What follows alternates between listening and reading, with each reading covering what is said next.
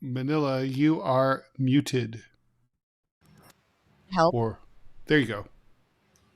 Hello, hello. Good morning. It is Tuesday, August 11th, 2026. I'm Manila Chan. That be Ted Rall, producer Robby there. Ted, I thought you were stepping away for 10 minutes. I will be in about 10 minutes. Oh, oh, For about 10 10. minutes. Yeah. Well, this first topic we're going to talk about is a Robby specialty anyway. And by that I don't mean it sarcastically either.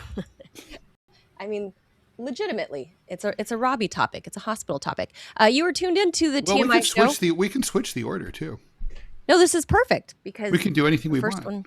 The first one is a Robby special. So if you're stepping away, that's okay. Robby knows this topic intimately. I be Manila Chan, that be Ted Rall, and producer Robby. You're tuned into the TMI Show, Ted Manila Information Show. We do this live Monday through Friday, 10 a.m. Eastern Time. Please be sure to hit the like, the follow, the share, the subscribe button, and drop us a couple more. We need a couple more unique chatters, I think, before we hit the quota. We need 9. There we go. So you don't have to be stylistically unique. Just be yourself. Drop our favorite poop emojis in there. We just need 9 more people. And Robby, I think some housekeeping about what Rumble was doing. They had their earnings call yesterday. I feel like they're offering less ads. They are, and they kind of went into that some yesterday. So this could be a little bit of inside baseball, but this may be interesting to some of y'all who care about how podcasting works, that kind of thing, monetization. So or want us to continue to get paid so we can keep doing this. Yeah, I mean, that would be nice.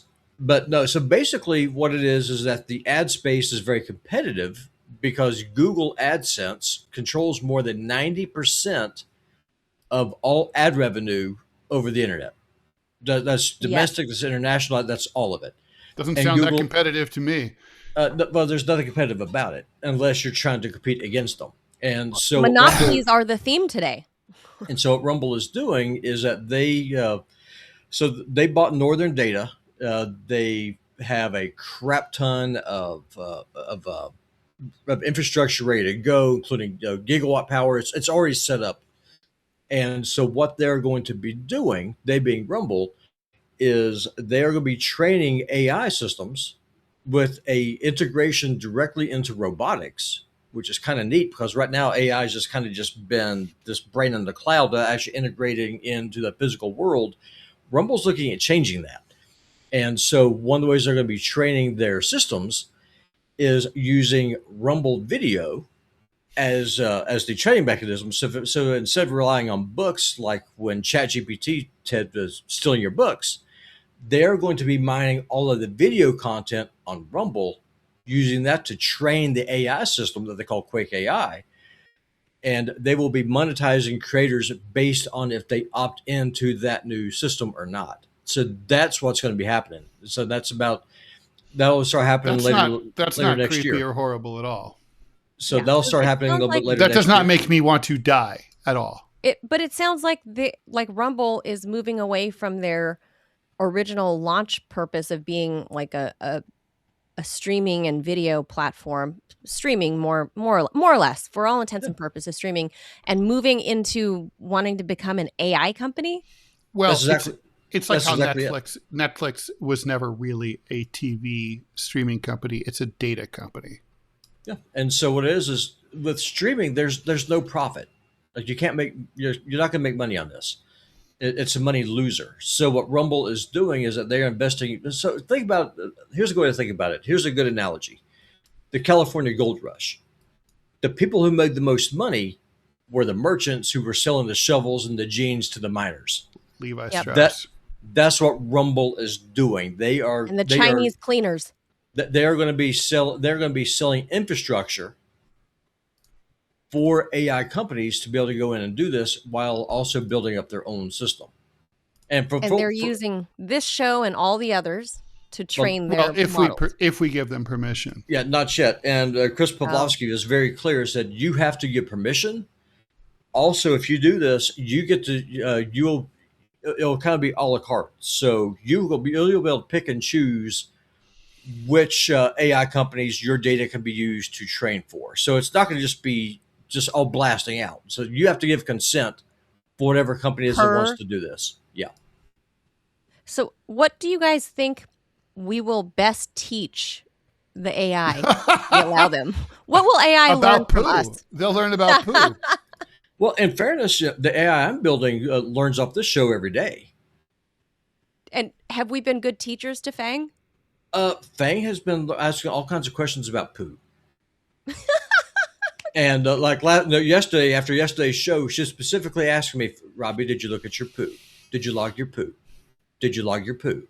You have to log your poo. So it's kind of very, very nanny-ish in the way in the way that she works. That's very strange. So I just really wonder if we do consent, if these various AI companies, after like a month or two of having their AI learn the TMI show, that they're going to be like, we don't want the TMI show to teach our AI. Fuck that show. It's learning to cuss, and it's learning about poop, and that's it. Yeah, it's very interesting because Fang is learning about the gaming channels, obviously, learning about poo from the TMI show, geopolitics from Deprogram, and starting now to kind of be able to differentiate the difference between a political show to a gaming show to a sermon. Fang says she prefers sermons because they're more structured, and she says that they are better for humanity. Right. Probably true. We're more unpredictable. I'll say this about our little channel here. I mean, relative to behemoths, like, I don't know why they're behemoths, but like Bongino, for example. Yeah, I do not understand why people watch that show. It's just not entertaining. Like, yep. I don't know. But one thing about this show, plus you have to look at him, and he's like he's so physically repugnant. Oh, Fang got suspended off of Twitter again. Well, X. her account got shut because she called Dan Bongino a faggot. Her ex account got nuked. She did. She tagged Dan Bongino. Is he, by the way, or is he like? He's got a wife that he was complaining about. He has a wife that he was complaining that having his FBI job, that he was away from all hours of the day. Like, surprise, Dan Bongino, all of us that when we were employed, we were away from our families and spouses too for 8, 10, 12 hours a day. That's what being employed usually does. So he is kind of a pussy. So it's very strange. But one thing I will say that this show is how it's different than so many other streaming shows.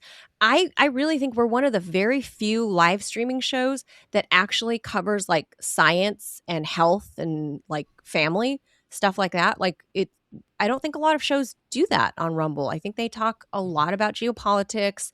There's a lot of, like left, right, culture war stuff. But I've not seen many like health and science focused shows or that even mention it. So, if there's any value, there's that, because we read real articles. So it's not like we're just deciding, oh, there goes Ted. So it's not like we're just deciding like, oh, we're going to talk about poop for no reason. We explain like the science behind it. All right. So Ted's dropping out for a minute. So let's head towards the first story, which I'm going to need you to chime in on because you actually really know about this stuff, know this topic really well. Okay. All right. So the first thing here. So America's hospital merger boom is creating something patients rarely associate with healthcare: local monopolies and monopoly pricing. A new analysis highlighted by the Washington Post and KFF Health News, which is Kaiser Family Foundation, shows how dramatically prices can change depending on how much competition a hospital faces. Take a knee replacement in North Carolina. Under the same Blue Cross Blue Shield health plan, the procedure costs about $16,000 at Catawba Valley Medical Center in Hickory. Drive a little more than an hour west to Mission Hospital in Asheville, and the price jumps to $40,000. Same surgery, same insurer, more than double the price. The major difference? Mission was created by merging Asheville's two largest hospital systems, leaving the system with little local competition and enormous bargaining power with insurers. And this is where the story stops being merely about hospital bills. When a hospital can demand higher prices from an insurance company, the insurer doesn't simply absorb the difference, surprise. Those costs eventually work their way back to everyone else through higher premiums, bigger deductibles, and rising employer healthcare costs. The average employer sponsored family health plan costs more than $27,000 a year. That's in 2025, up from $21,000 6 years prior. So it's basically gone up $1,000 a year. That is real tangible money. That money is paid partly by employers and partly by workers, meaning higher medical prices can effectively eat into wages and household budgets even when nobody in the family is sick. For patients who actually need care, the consequences can be immediate. One Asheville nurse needed surgery after tearing her meniscus. Mission quoted her some $9,000. Because she had a high deductible insurance plan, much of that bill would have to come directly out of her pocket. She shopped around instead and found an independent outpatient center that performed the procedure for less than a third of Mission's price, so around $3,000. So the merged company called Mission quoted her $9,000. She found an outpatient place, like an independent outpatient place, that charged her $3,000. The merger trend has been building for decades. More than 1,000 hospital mergers occurred between the year 2002 and 2020, while federal regulators intervened to stop about 1% of them, only 1% out of 1,000. Another 46 hospital and healthcare system mergers and acquisitions were announced just last year. Robby can tell you more about that. Hospitals argue consolidation can keep struggling facilities open, expand access to specialists, and create efficiencies. They say comparisons between facilities can be misleading because major trauma centers carry costs. Major trauma centers carry costs that smaller hospitals don't have. But newly available federal pricing data is revealing something economists have warned about for years. Hospitals with greater market power generally command higher prices, and research has also linked reduced competition in some markets with declining quality of care. So when your health insurance premium rises again next year, it may not be because you went to the doctor more often. It may simply be because somewhere along the way, your hospital stopped having to compete for your business. And I think that's the key, right? Like hospitals are a business. And I think, we tend to forget that it's a business first. Yeah, very much so. And even if you have a so-called nonprofit hospital, it's not true. It's all about money. It's all about getting as many dollars as you possibly can. It's all about getting people in and out of those beds as quickly as you can if you're on Medicare or Medicaid or if you're self-pay. And if you have private insurance, the objective is to keep you on there as long as you can so that they can milk you. I mean, that's the reality of it. And really, the issue is that we have a hybrid system. Anything with two heads is a freak.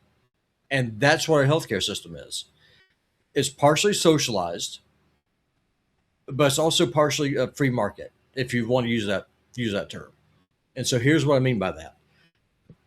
So, like say Manila, when you had meningitis last year, when you had to go to the doctor, before the hospital can determine what it is they're going to charge, they look at the rate, they look at the area which you are that you're in. Let's see if there's any competition. So if there were competing hospitals and competing different systems, you may be transferred to another facility based on your insurance. If there's not, then what will happen is that the insurance company will say, okay, well, based on what's going on, this is the maximum that you're allowed to bill. The insurance company tells the hospital what you can bill for a max. They negotiate. So then what will happen is that they will either the hospital will write off what that expense is, or they will bill you in addition for it by going through different medical groups. So like say here in Kalispell, the ER doctors use what's called Silvertip Emergency Physicians Group. So the hospital can bill a max for one group. But then the group for the hospitals gets to build their own separate bill. That's why you get so many different bills and there's so many different rates. Also, the hospital is then able to bill what they call a facility fee. Then the doctor is able to bill you based on how much time it is that they spend with you.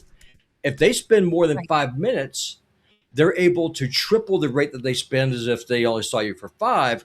But if they're with you, like say 20 or 30 minutes, like say a specialist or a trauma doctor, you're looking at easily $100,000 to $150,000 bill, not for that ER, but for that doctor and his group.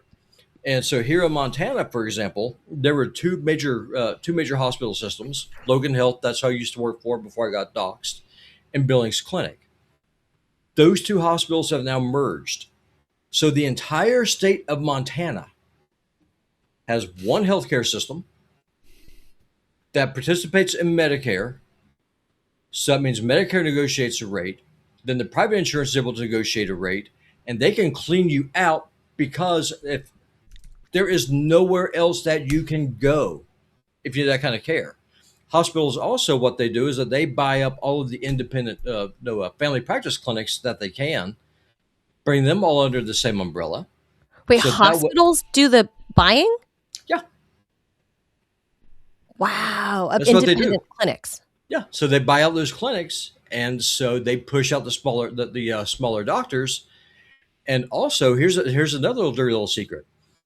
Hospitals get a bonus based off of referrals. So if you transfer, so like say for example, if I'm a gastro doctor, since we're talking about shit so much, if I determine that you, Manila Chan, and I'm a family practice doctor, and I decided you need to go see Dr. Chan because she's an ass doctor. You have gastro problems. You probably have polyps, or at the very so what we need to do is get you in for a colonoscopy so we go check you out. If I was to refer you to an independent gastro doctor, that colonoscopy would cost you less than $1,000. Right. There are none. So I would have to send you to the doctor. So I'd have to send you to the hospital. That's the model. I send you to the facility, to the hospital. Then the hospital then bills your insurance. So you, Manila Chan, your doctor group would charge Blue Cross Blue Shield, United Healthcare, whoever else, a facility fee because you have to go to an OR for colonoscopy. Right. Then you get to charge the anesthesiologist. Yep. Then you get to pay the hospital itself.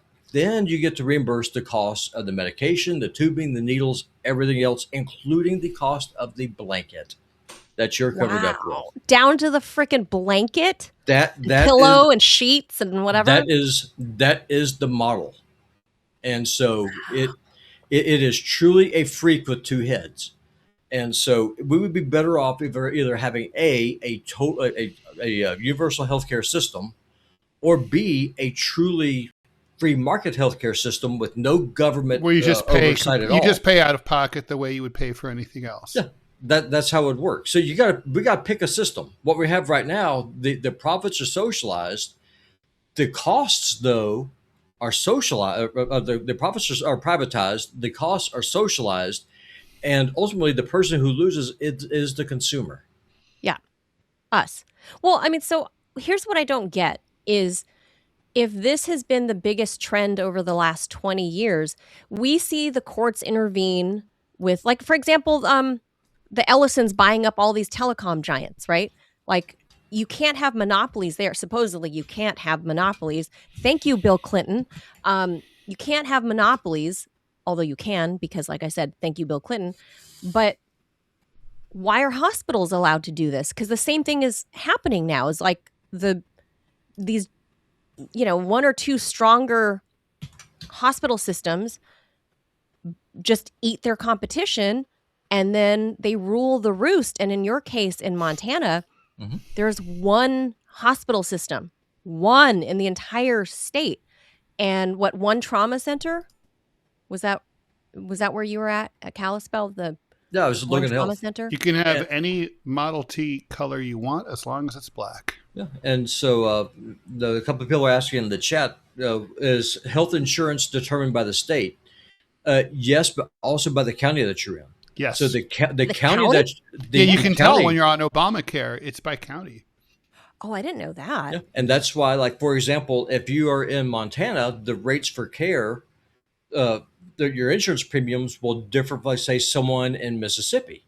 But by the way, not, one of the reasons that that like the ACA was like basically viewed approvingly by many like liberal elites in the media was that they live in New York City or Washington, D.C., where there were and are a variety of competitors in the marketplace. Right. And because they're big, densely populated urban metro areas. But but most Americans don't live in counties like that. Most people live in counties where there's no competition whatsoever, where there's either 0 plans available or 1. Wow. Peter, thank you so much for the donation. Peter says, here in Rhode Island, the largest hospital group recently merged with the largest physicians group and affiliated with the only medical school in the state. So they start going to the farm now and like planning on getting before they even become young residents. Like this is nuts. Like the business of medicine. So look, this is all expected to expand over the next 5 years. Robby knows I've been doing some research into this industry recently, and this by far, I mean, it's in double digits. It's expected to expand, like the whole healthcare industry is expected to expand like in the low 23%, let's say, something like that, over the next 5 years, because the boomers, the biggest generation, are aging out and they're not dying. They're staying alive. So Medicare, Medicaid, all that stuff's going to have to expand.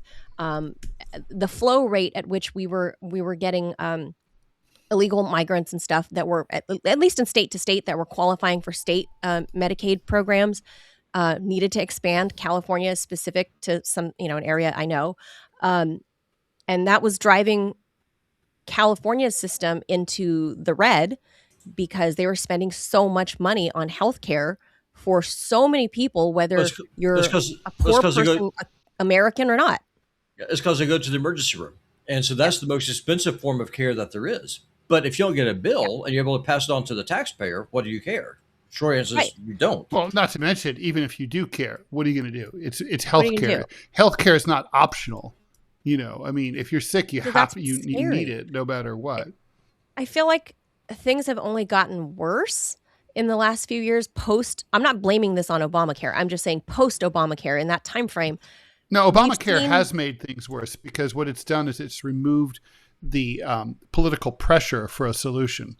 There's sort of this idea, basically there's this idea that if you give someone half of a solution, politically, I mean, they're still fucked. They still don't have the solution, but you are, but then like there's no political will to do anything about it. Right. But I remember one of Ed Schultz's like dying things was, this was never my area of expertise, but it was Ed's because his wife was really sick at the time with cancer.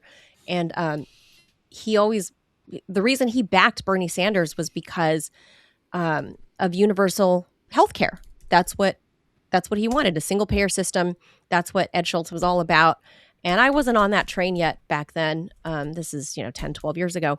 But as Obamacare kept rising, I couldn't, I thought, well, Ed, shouldn't you be happy? Like Obamacare is supposed to be this quasi, almost universal healthcare, not quite single payer, but it's a step in the right direction. No, and he was always against that, and it came to fruition, and he never saw us move away. I mean, that was his like passion project. Is he wanted Bernie to win was because Bernie was talking about healthcare for all.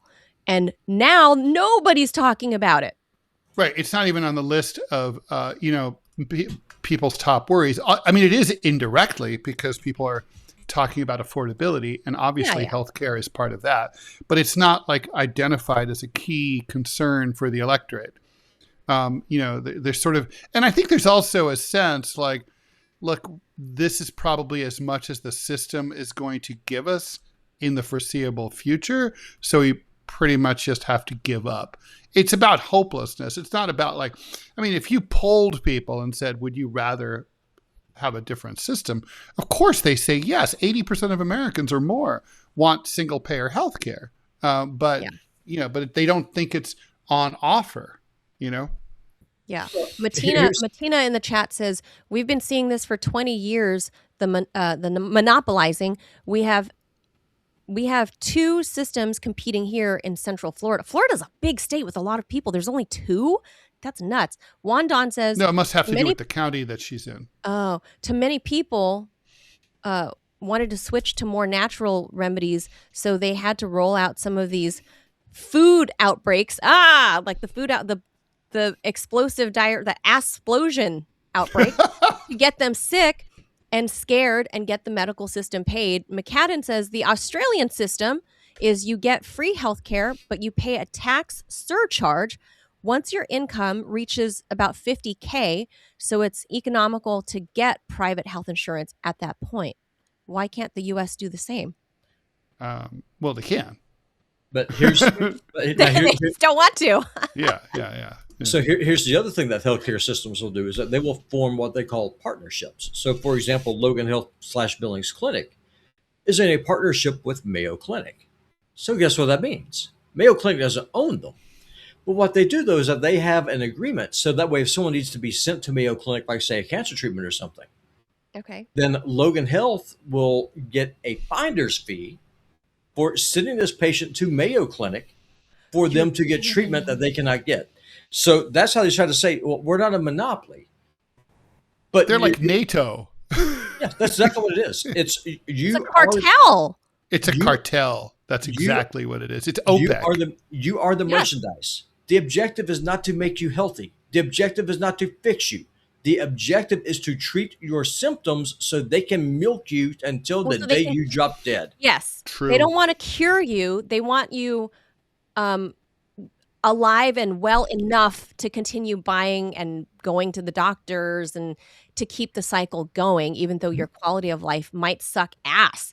So that's the whole point of these monopolies. And so by the way, as far as I can tell, nope. The DOJ has never subjected any of these mergers or partnerships to antitrust scrutiny ever under either Democratic or Republican administrations. I don't know if you had just popped on, but I was just saying that how, that if we can stop media monopolies, shouldn't it be more pertinent to stop health monopolies? Well, it's certainly more important. Let's put it that way. You got to remember, Manila, here's the difference. The federal government is intimately involved with healthcare through Medicare, through Medicaid, through everything that's in there. It is a profit model. That's what this is. The government subsidizes this. It's not like entertainment. You can choose if you want Netflix or Hulu or whatever else, or Roku or just none of the above. One day, every single person is going to get sick. One day, every single person is going to need to see a doctor. What that means is that the government controls every aspect of that, and they profit off of it. It is nothing more than another profit model for the oligarchs and for big business and for the government to control you, to be able to control every aspect of your life, and ultimately to profit off of you. That's what this is. That's why there's a regulation. They own you. They own me. They own all of us. It's a terrifying thought. And like, for example, here, well, I mean, obviously I'm in a big metropolitan area. My family and I go see an independent little old Vietnamese lady. She's an immigrant, became a U.S. citizen, whatever. But she's a Vietnamese doctor from Vietnam. She has an independent clinic, and she stays out of the big hospital systems here, and because she takes forever. People complain, like they bad Yelp her.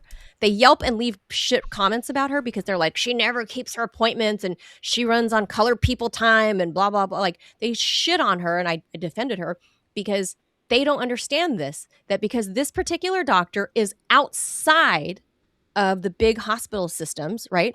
And she actually cares about her patients. So I asked her directly one day, I said, why do you spend so much time with with us, with the patients. I said, I know you're always running late, like, and that upsets me, but I also see how much time you spend with like me and my husband or my mom or whatever. You spend like 45 minutes with us. Like other doctors within big systems will spend 15 minutes at most. At most. I said, wouldn't you make more money billing? Like, my mom's old. She's a senior citizen. She's on Medicare, right? So I was like, wouldn't you make more if you saw 10 of my mom in a day versus 3 because you spend so much time? She's like, but then how will I help them get better if I don't really assess? And I was like, what? Doctors get paid bonuses based on what they call turn rate. So if you see a certain number of patients a day, she doesn't churn them because she's an independent. But like if you work in a healthcare system, you have a quota. You have a daily quota. You, Dr. Chan, you have a quota about how many patients you must see a day. It's part of your contract. Yep. If you don't do that, they will let you go. Yep. It's like cops with speeding tickets or whatever every day. It's exactly like that. Or if you're a salesperson for Verizon, it's the same thing. You have a monthly quota. You have a quota. There's a number. This is the number of meat shields you have to flip over, and if you go through enough of them, you actually will start getting paid bonuses. The bonuses can be half of your salary as a doctor. Our system is completely broken. Yeah, basically, it's hilarious. Doctors are now piece workers, like as if they were working in a sweatshop at the Triangle Shirtwaist Factory. It's nuts. It's just, this is all backwards and wrong. And, that's why I defended this doctor on Yelp, and I will go find wherever they're bad commenting her. And I'm going to explain that and be like, yeah, go ahead and shit talk her and say that she's running on CPT, but she actually cares about her patients, because she actually explicitly explained to me this very thing that Robby was saying. And she was like, I know I would earn more. We have 36 minutes into a show with one subject. She's like, I know I would earn more. It was my fault. But, actually, it's probably my fault too. She's a doctor that cares. And how often do you find a doctor that would rather help her patients Manila, than earn more? Jaws it. I am. That was my final comment. All right, thank you. You don't see that anymore. It's not the 1950s. Thank you. Okay, apparently disappearing without explanation is no longer reserved for Tinder dates and people who suddenly develop a mysterious inability to answer texts. Now, some young workers are doing it to employers. Hiring managers, poor babies, say that Gen Z job candidates are increasingly saying, yeah, I'll take the job. And then, poof, they vanish. They fail to finish their paperwork.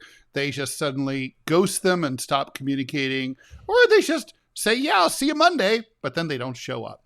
According to a resume.org survey cited by Fox Business, 54% of hiring managers said they've been ghosted by Gen Zers after they gave them a formal job offer. So one explanation is that Gen Z grew up communicating largely through phones, apps, and screens rather than awkward, unavoidable human conversations. And of course, quitting in advance of starting does require something like that. But there might be other factors at work. Gen Z entered adulthood during the pandemic, when housing was expensive, inflation was high, and there was skepticism about the traditional career ladder. A lot of young workers might just simply feel like they don't feel any loyalty towards employers after all, especially before they've even started, and especially because they know employers will throw them away like an old snot rag the second that they feel like it. And anybody who's ever applied for a job knows that employers do the same thing all the time themselves. They interview you a bunch of times, subject you to a bunch of tests, and then you don't hear from them ever again. So that's just sort of the way of the world now. Like a taste of their own medicine thing. So, well, exactly. I mean, that's just the culture now. So the question is Gen Z just rude, or are they just basically treating employers as disposable the way that employers treat workers as disposable? Yes. All part of it. And I think people have not been they haven't been raised with this idea that like, you owe someone an explanation. It's just the culture now. Well, dating. When I was working, talk about that. When I was an editor at the Syndicate, I received thousands of applications every year from cartoonists, people who designed puzzles, writers who wanted to work for the Syndicate. And my boss, who was very old school, insisted that we send out rejection letters to each and every one in the mail, old school. And that like when it was a high profile person who applied, that they get a personal rejection letter explaining why. Personally, I thought it was, what's the word? Gay. Because I was like, look, they just won't hear from me. They'll know we're not interested, right? The end. Plus, they're probably applying to all the other syndicates at the same time. But I don't think now she would ask me to do that. It's been 20 years. Like nobody does that anymore. It's just sort of like a good thing or a bad thing? I don't know. I think it's kind of a bad thing. I mean, a rejection letter is depressing. I used to collect shoe boxes of them. And now they're emails. I get rejection emails all the time. But at least at least you know that they got it. I mean, they may or may not have given you a fair shake. Well, maybe nobody reviewed it, but they know but you know that they got it. Now it's like when you apply on Indeed or whatever, it just feels like you're throwing your application down a well. And void. Yeah, I mean, you're never going to hear from them. Jessica found it, Ted. Baby Jessica, indeed. So yeah, it feels like a complete fucking waste of time. Look, employers deserve no consideration whatsoever, considering the fact that they're such assholes to their workers. I mean, they'll blow you out of there without any consideration. Totally, yeah. So yeah, whatever. Fuck them. I mean, I do think that there's an interesting Gen Z aspect to this, though. Go ahead. Is that if Gen Z is doing this, here's the thing. If you're working in a certain industry, like we were talking about the medical industry, those executives and hiring managers know each other. They go to conferences, and things will come up. They're friends. They will, within a small industry, like here in Washington, D.C., everybody knows everybody. Whether you like them or not, doesn't matter. But I have the scarlet letter, or letters, in my case, RT on me, right? I have the Russian stank on me. Doesn't matter how qualified or overqualified I am. It's like they'll never hire me. Smells like borscht. That's right. They'll never hire me because they've all talked about me. They've all used my picture and my videos whenever they're trashing Russia, because I was one of the main faces for a long time, right? For RT, they used my face all the time. So of course, all the people at MSNBC, at CNN, at Fox, they all know who I am. Even the people at The Hill, right? Which I think I forget the name of the parent company. But anyway, they all know who I am. Even though I'm overqualified to do whatever XYZ job is posted there, they'll just not hire me because of my scarlet letter. What happens if you're a Gen Zer that ghosts one employer and they talk to their other HR friend and they're like, oh, John Smith, you offered him a job? Well, he's applying here. Oh, that means he's flaky. That's my only, the only thing I would caution Gen Zers. I was going to say, I mean, sure, fair. But I guess how likely, Manila, is that really? I mean, in this industry here in DC, it's varied, but I don't know about other. I've worked in this. I mean, nobody hangs out for years, after work drinks anymore. I mean, how are they going to know? I don't know. I just know. I mean, at least in media, because obviously I can't hide my face. Like it was literally part of my job and my brand, right? So, maybe in other fields you can get away with it. Let's say you're a graphic designer or something, but. A part of me is kind of like, good on Gen Z. Like, fuck them, because these people will fire you in a New York heartbeat, right? In a heartbeat. They don't give a shit about you. Yeah, fuck them. I mean, I get kind of like, fuck it, ghost them. You find something better, fuck them. Yeah. And also, I got to say, it's like it also kind of makes me giggle, the idea that they may have chosen the wrong person. and like they passed up someone like you, and they made the offer to some derp, and then like the derp like doesn't want them. I would love that. I mean, so I think this is the reckoning. I kind of, have a lot of hope in your son's generation, the I do tailor too. end of the Gen Zs, like from the mid to end Gen Zers, that they're kind of like bucking the status quo and they're shoving it up the asses of the corporate establishment. I kind of love that. I do kind too. of punk rock, man. It is punk rock. They don't fucking care. They give no shits. They're like, the world is burning. They're like, fuck it. I'm going to go to Phuket. Fuck you Thailand. And fuck that and eat shit. And yeah. Like, the end. Yeah, I'm with you on that. It's very Johnny Rotten punk rock. Like, fuck yeah. So I would say, apart from the caution of maybe they might pass the word around that you ghosted them after they made you an offer, the overwhelming part of me, 89% says, fuck them. Rock on, kids. Fuck them. Yeah, come on. Who's going to fucking know? Really?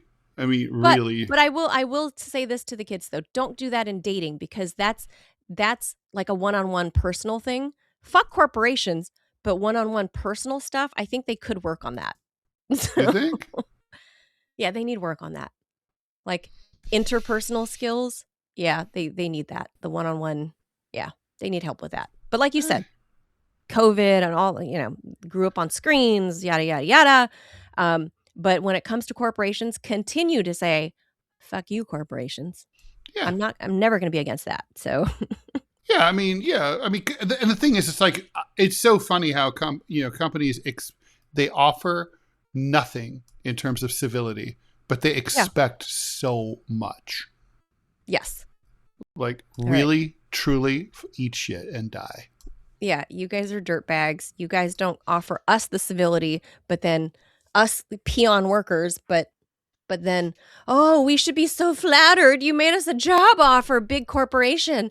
Oh, yeah. I should be so indebted to you.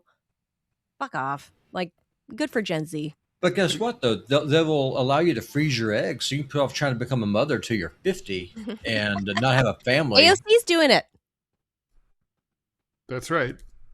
Such a skank. I don't know that she's a skank. Maybe. I don't know. She's skankless. What are you talking about? She's not Lauren Boebert, Robbie. I don't know if she's. hey, don't be talking about my sweetie. You like the skanks, Ted. That's what I'm saying. She's totally a skank. Yeah. She's a skank. That's I don't know part AOC. Of the appealing part. That's why we like her.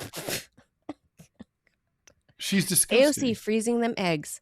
And I wonder if Congress, if congressional members, if they have they have their special congressional healthcare system, their insurance rather, but then they probably, obviously, because we're here in DC, they have a choice of systems to go to. So AOC is probably going to a top-notch egg freezing doctor. I would think. She's not going to like Kroger and putting like Bob's discount, IVF clinic. And if you don't like, if you don't like our IVF, you'll love our curly fries. Yeah. Yum! Have some curly fries while you're waiting. Disco fries are the best fries. It's delicious. I'm hungry. I haven't eaten. I ate a little bit. I have not eaten. All right, eaten your busy turn. Morning.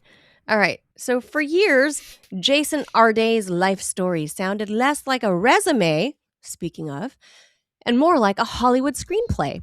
The British academic said he was diagnosed with autism at age 3, remained nonverbal until 11, and couldn't read or write until he was 18. Yet he eventually earned a PhD, became a sociology professor, and in 2023 was celebrated as the youngest Black professor ever appointed at Cambridge University. But that remarkable story is now under extraordinary scrutiny. Yes, it is. Look, Ted, I just got to say, we talk about these like chicks with crazy eyes. Yeah, oh my God. He is the craziest of all crazy eyes. He has I've never seen eyes like, he has the craziest eyes I've ever seen. Crazy eyes. Like, what is wrong with Cambridge? Like, did you not look into his eyes? Did you use AI and not your physical eyeballs? And dude has crazy eyes. He sure does. But that remarkable it's like, story, whoa. Yes, whoa. Like, if you guys don't know, look up Jason Arday, Arday, Arday, at Cambridge. He's in Crazy the news. eyes. You'll find him. Crazy eyes. But that remarkable story is now under scrutiny. Among Arday's other To say reported the claims, least. Yeah. he claims he once ran 600 miles in 6 days, a feat that would put him among the world's most elite endurance athletes, and that he helped raise some 5 million pounds for charity by completing 30 marathons in 35 days, including Sorry, I'm laughing. just fantastical, including 9 marathons while suffering from a hairline fracture in his fibula. Arday later... Sorry. He's Superman. Arday later clarified... The man's a stud, man. The 5 million pounds was raised through numerous fundraising groups over 2 decades. He's like, oh, no, you guys got this wrong. I meant over 2 decades of the $5 million. But everything else is true. Fucking 30 marathons in 35 days, 600 miles in 6 days. Although, in fairness, famously, when Dustin Hoffman was working on, in Marathon Man, he plays a character who Never saw that one. Who did a that's an amazing 70s political paranoia classic. It's one of the best movies ever made. Love that. That's great. And it's one of his best movies. Anyway, he plays a guy a New Yorker who basically ran the marathon every single day. That's why he's called Marathon Man. And he, in order to he's a method actor, so to prepare for the role, he did a marathon every day, and he basically oh my god, and he basically almost died because and at some point, I think people spend years. I think it's Sir Laurence Olivier was like reaming him and saying, "What the fuck is wrong with you?" That's too much. And he's like, "Dude, that's why it's called acting." Yes, you don't have to be. You don't have to actually. You don't have to gonzo journalism everything, like, dude. Yeah. So then came questions about even darker episodes. So this is the fun stuff, Ted. This is the fun stuff about Jason Arday. Arday said an armed, masked man once appeared at his workplace and threatened him. Oh, who hasn't had that happen? The Guardian reportedly found no CCTV evidence or witnesses. He also claimed someone sent a pig's head to his parents' home, and that police traced it to a butcher shop somewhere in the UK where they live. The Metro PD says... I would be like, thanks, I'm cooking that fucker up.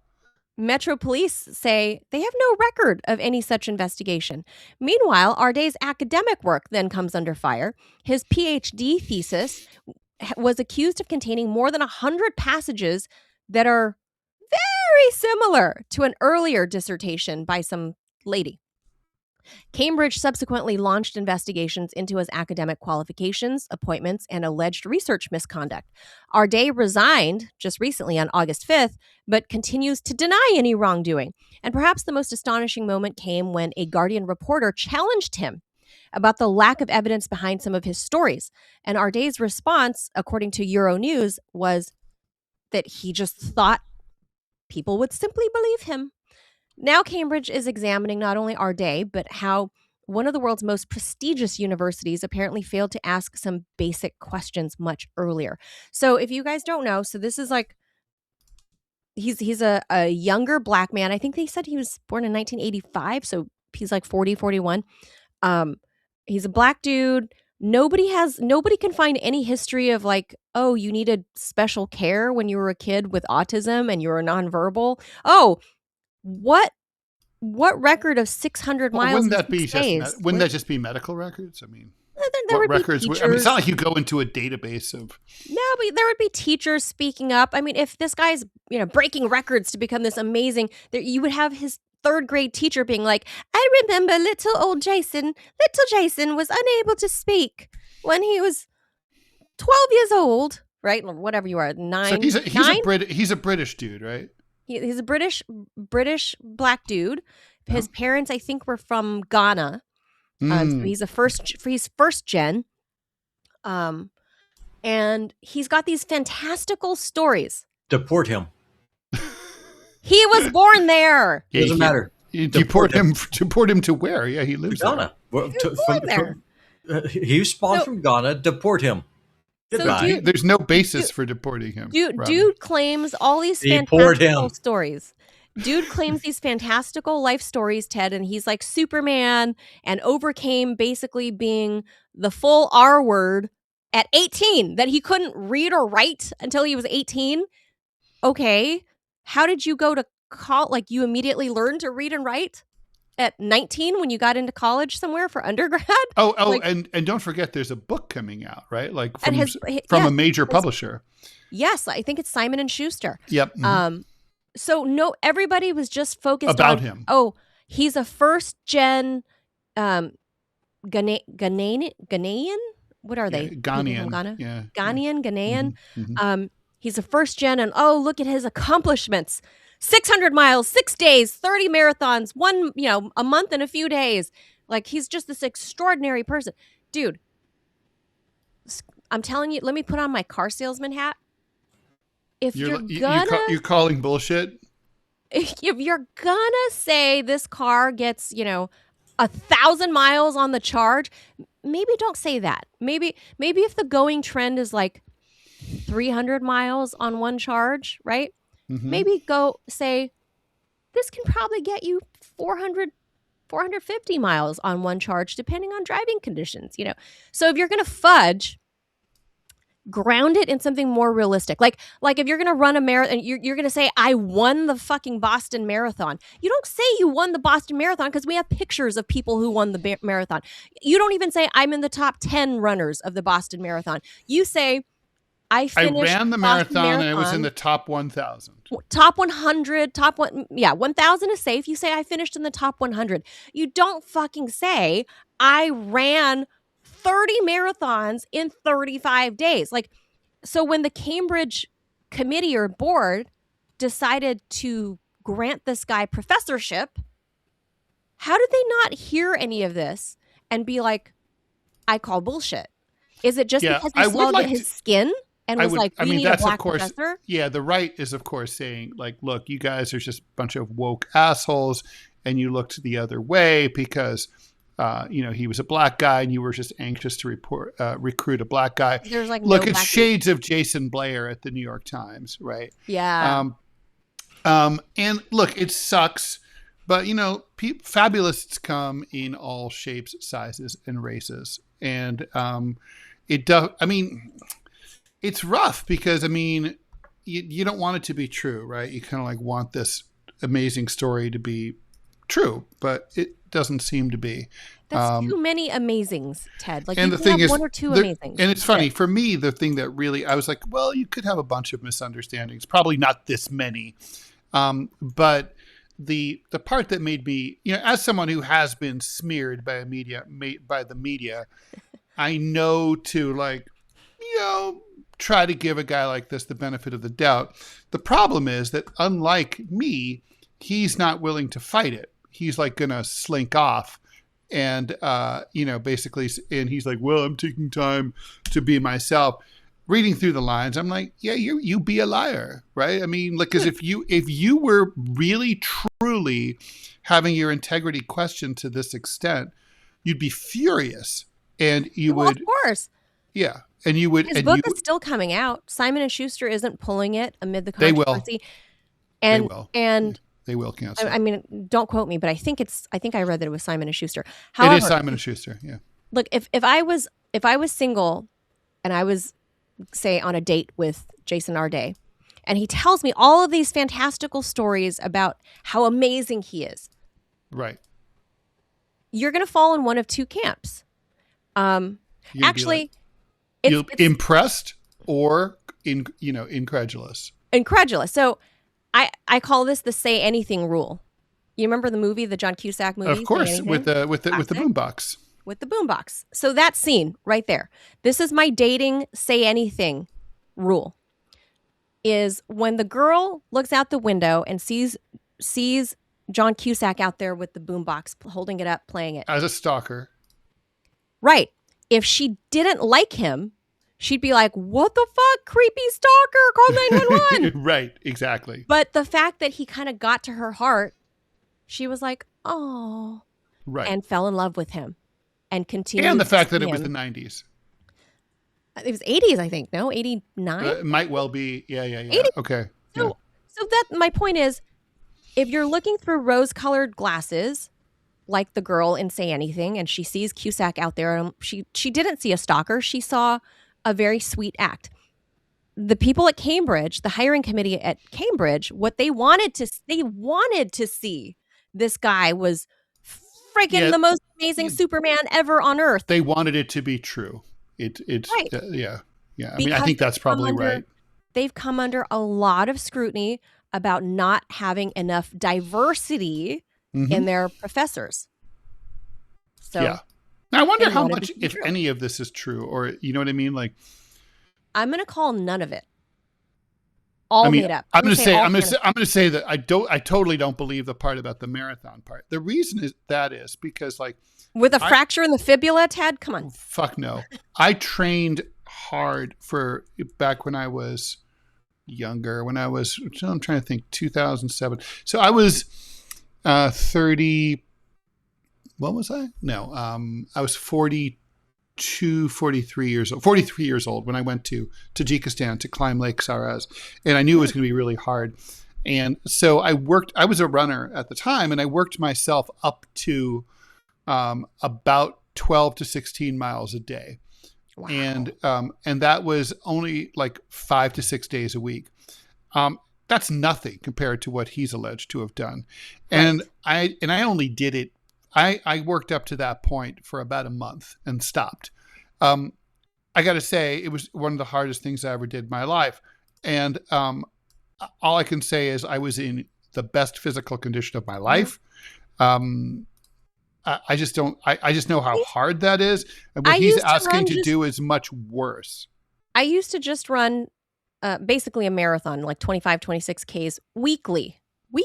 That was it, right? That's all I needed. I was in the best shape of my life, like lean, like just everything great, 25 Ks. And that's just for conditioning for my heart. And I was still a smoker at the time, right? And I ran this for years. There's zero fucking chance that even after years of running between 25 and 30 Ks a week, that I could run the Boston Marathon in one day.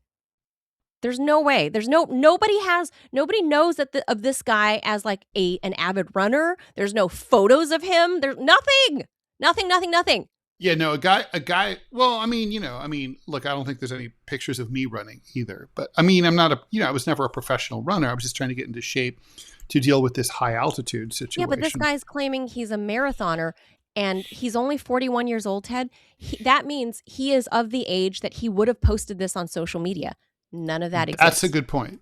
Well, maybe, unless he was one of those like kids who doesn't do that, but yeah. No. I'm going to call bullshit on all of it. Let's do the one last story. It reminds me of the 3 cups of teas guy, right? Like, remember him? 3 cups of cheese? Remember tea. Of tea? No. 3 cups of tea. There's a guy who he claimed to be running his own like personal NGO in remote parts of northern Afghanistan, basically setting up schools for girls, against the Taliban's wishes. And it came out that, this wasn't true. He wasn't doing that.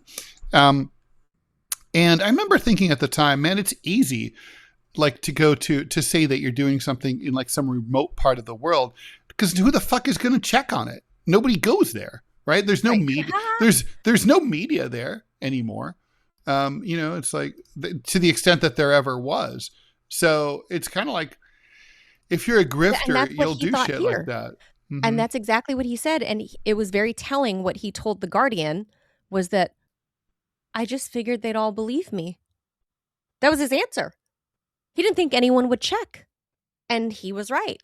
And then the grift comes But he's not admitting that he lied, right? No. That's all he said was, well, I just figured they'd all believe me. And that was the end. And the reporter's like, what do you mean? So is this all fabricated? Like, what is it? Yeah. He just didn't answer. What does that mean? I don't know. He just didn't answer, and then gave the crazy eyes. I can't even do the crazy eyes because I'm not crazy. Like it's a natural innate. He had thing. amazing eyes. Yeah, yeah. Crazy eyes, and I really think he was wearing a lot of makeup in that PhD photo that he took or whatever. Yeah, there's obviously something wrong with the guy. There's not right. Anyway, one last story. We'll go real quick because it's our favorite. It reminds me also of Stephen Glass. Oh yeah, that too. A lot of grifters. Stephen Glass. I knew an editor who hired. I do know an editor who hired Stephen Glass. Wow. And who did I was like, didn't you suspect that? Like, I mean, one of the things that I remember one of the very first times that he always would get the story, and whether you know what I mean, whether it was true or not, and he was a great writer, though. It was just fiction. That's all. Yeah, it was all made up. And the thing is, I remember when I was my very first newspaper job, I was an intern, and I remember they sent me to a fire, and the people at the fire it was in a black neighborhood, and it was, terrible neighborhood. And the people were really upset because the fire department took their sweet time getting there because it's a black neighborhood and they didn't give a shit about them. And so the people who I talked to just basically didn't want to talk to me as a white guy. And so I came back to my editor and I fucked up. I'm really sorry, sir. I couldn't get the story. And he was like, that happens. And he goes, you should write that down and explain how that does kind of reflect the anger of the community. And I was like, oh, great. So in other words, not getting the story is sometimes the story. When I was researching a very high profile piece about Art Spiegelman for the Village Voice, a lot of people were scared to talk about him on the record because he's such a thug. And he ruins people's lives. And so he had so much influence. Mm-hmm. So, and I was like, at first I was really frustrated. I went to my editor and I said, I can't get people to go on the record to talk about this guy. And they were like, well, put that in the story because that tells you a lot too. And so we got to go. Remember, we have one more story. And my point was, I'm almost done here. My point is I'm very skeptical as a journalist of someone who always gets the story. You should, because you can't get the story a lot of the time, and that's either the story or there just is no story. You can't be the scooper of scoopers all the time. No, you can't. All the time. Anyone who always gets the story, I'm like, Woodward and Bernstein. All right, here we go. Did you Jaws? I did. All right. Dr. Sean O'Mara, a physician and health optimization specialist, says an ideal bowel movement ought to be quick, almost odorless, require quick, little or no wiping, and his words, feel nearly orgasmic. I don't know what kind of poops he's taking. Man, no, I know what he means. O'Mara promotes a meat-heavy diet built around grass-fed beef, eggs, fermented foods like sauerkraut and kimchi, yogurt, berries, pickles, and aged cheeses.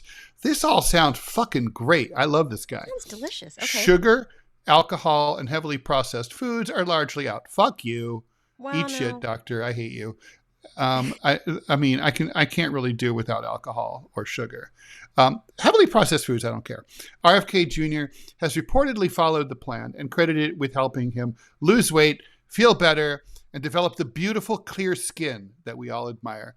But O'Mara's most memorable claim is that healthy people should barely need toilet paper. His reasoning, wild animals don't wipe. He's right. He's right. Which is perhaps the first modern medical argument based partly on the bathroom habits of a deer. Okay, that's funny, but still. But he's wrong, though. He's wrong about that. There's some actual science. Doctor is wrong. Why? Anybody that's owned, well, the real question is, do monkeys wipe? Is the question. No, you're a cat guy. I'm an English bulldog obsessed. I'm a lover of English bulldogs, and they are these. You guys know what they look like. But they think they're little lap dogs, and when they go poop, sure, on the surface you think it looks okay, but then they go and try to nuzzle up and sit on you, and this goes for other dogs too. There are trace elements of poop. So with English bulldogs, because they're especially derpy, I used to baby wipe my dog's bunghole after he did his business because there's still remnants. Yeah. So Dr. O'Mara's wrong. Well, Animals okay, need to wipe. We just don't have opposable thumbs. Some chimpanzees, according to the internet, do wipe, especially after sex. But basically, wow, our deep cheek clefts are what is trapping things. Also, if you notice, if you poo outside, like while you're camping or something, and you just like you really spread out, the poo will come out nice and clean, right? The toilet seat is kind of the problem here. But anyway, if you're, right. So it's like your posture. There's some actual science behind this. Fermented foods can support the gut microbiome, while fiber helps the stool keeps your stool regular and well formed. Sure.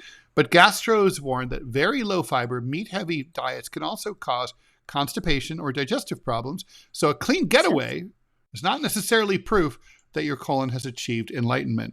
And fermented food can cause gas, whatever, who cares? So you fart, whatever. So do you have to wipe? I mean, it's true that like if you're smeary, that's not considered good. That's a bad sign of gut health. So you want the poos to come out nice and perfectly formed, like little Lincoln logs. And they shouldn't be super smelly. That's all true. Well, the smelly part is true. But I think like the shape and there's a whole chart. I know that like mine smell like if I'm like out on a bender drinking up like and eating gross food, like the next day, man, my poo is fucking Chernobyl. But you got some steak. But if I ate if I only didn't drink anything, it's not odorless. I don't know what they're talking about with RFK having odorless, less odorful. Can we say less odoriferous? Can we say that? Less stank. Because there's no such thing as stank free. No, because it's still poo. Poop. But so maybe RFK but he calls RFK having the perfect poops. So like, how do you define perfect? But well, we just did. I mean, like non-smeary, non-constipating, and also you hit it and quit it. When you go to do this, it should come out. You should be done in 2 minutes. You know? Yes. And well, look, I've told you guys before, I have like those toilet seats, and we've tried to encourage Robby for this. The bidet sprayer toilet seats on all the toilets in my house. And luckily we had that before the pandemic, before, because everyone wants them now. Yeah. There's like a shortage of them. Yeah. Now everybody wants those because they're better for your bunghole. Toilet paper is not, well, I mean, my bunghole is in much better shape these days due to my anal skin tag removal. You told us. Oh my God. I mean, I got to tell you, I was reading on the internet that it has an over 98% approval rating. I mean, come on. Anal skin tag surgery should run for political office. It has a 98% approval rating. I mean, well, so you should contact Dr. O'Mara and let him know. And yes, I have a clean getaway. I have clean getaways now. I mean, wow. I need, of course I wipe, but I mean, but it's easy to wipe. It used to be like a whole, I got to do this and I got to do that. Different angles, different hands, front, back, side to side. Put your foot up get your foot up on the sink, moisten a piece of paper towel. Paper towels, by the way, are better than toilet paper. Than they are. But like you can't put them in the toilet because that'll clog your toilet. Fuck it. Who cares? No, then you're going to have a flooding toilet in your own. Not if you're man style. You just fucking use it. You keep a plunger by the thing and you just force it down. No, dude. Brute strength is the American way. It made us. No. It's what killed the Indians. Don't flood your toilet. Don't flood your house because you clogged your toilet with fucking Bounty paper towels because you don't come apart. No, you only take like a quarter of a sheet of Bounty. You moisten about them? And nowadays they come like with the half sheets cut like this. So you take half of a half, and then you moisten about a quarter of that, and then you get in there, and that should be about it. And it's much better. Toilet paper just moves it all around. It's like it's the worst.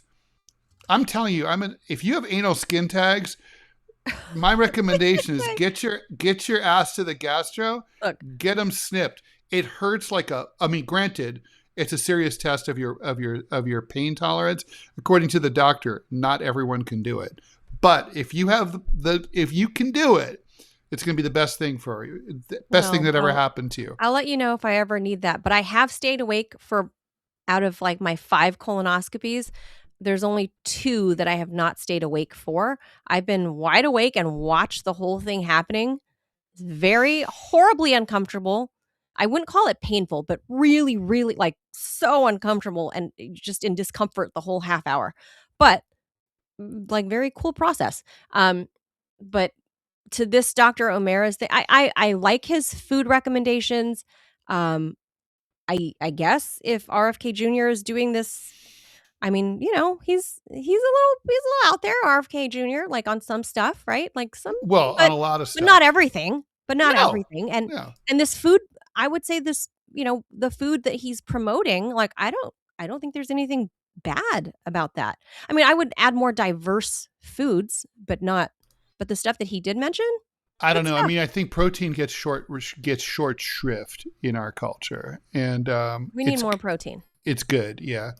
We need more protein, and also you're going to eat less if you eat more protein because you're just not going to be hungry all the time. Yeah, it's way more satiating, and yeah, I think all of this, like in Asian cultures, we eat a lot of fermented foods, so I think that helps. Yeah, but you guys don't really live all that long. You know what I mean? What are you talking about? What do you mean? Like Japanese people be kicking just all the time. We don't live that long. What are you talking about? Japan is like Okinawa is like the center of the blue zone universe, then followed by Greece and the other med countries. I thought it was the Caucasus, like where the Dannon Yogurt Zone, like Azerbaijan and Georgia. No. Japan is like the epicenter of blue zone centenarian lifespans, and then followed by like Greece and then other Mediterranean countries. So I don't know. Yeah, the Japanese specifically. My father's going to speak. By the way, shout out. He'll be celebrating his 98th birthday in a month. It's already that time of the year. Wow, it is 98. 98. Wow. Yeah. Wow. His driver's license still driving. His driver's license has been renewed to the age of 102. Oh my God. Ohioans, watch out. Rall's on the move. No, he's actually I've been in the car with him. He's actually he's a good driver. He always has been. We're going to have to give Papa Rall a birthday shout out when it's time. So you have to let us know. True. So, all right, we'll leave that there. We're going to raid PBG to help Robby close the chat metric. And help him farm the hours so we all stay in the creator program. And I don't know how we're going to get paid because they're moving away from the model that we all signed up for without our consent. So whatever. Yeah, well, of course that's what they do because they're companies. Plus they're Canucks. They are Canucks. Yeah. They are. It's a whole different culture, sort of. I thought they were supposed to be politer and ask our permission before they... Nah, Canadians are weasels. Yes. Canadians are they pretend to be nice, but the truth is they're weasels. Well, you got to think about all the mass immigration that Canada has had. So there is a cultural shift. They're changing. They're not as nice, our neighbors. All right. Yeah, there's a lot of Indians, a lot of Sikhs up there, a lot of Chinese too. That's true. Yeah. That's true. All right. So stay tuned. We're going to raid PBG. Thank you guys for watching. We out. It is Tuesday. We'll be back on Hump Day Wednesday. Maybe we'll find some Hump Day stories. See you tomorrow. Adios, amigos. Bye. Bye. Thank you.